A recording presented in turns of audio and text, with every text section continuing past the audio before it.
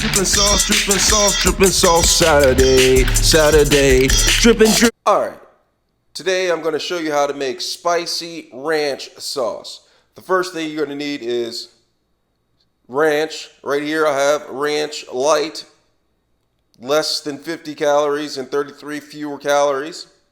And then you're going to need tapioca. Right here I have tapioca salsa picante, hot sauce. Let's get started. First thing you're going to do is put a little bit of picante sauce in a bowl, and then add a little bit of ranch dressing into the bowl.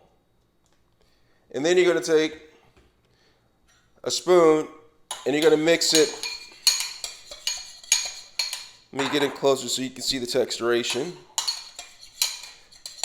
Mix it like that. And that's how you make spicy ranch. Saturday sauce, Saturday sauce, Saturday sauce.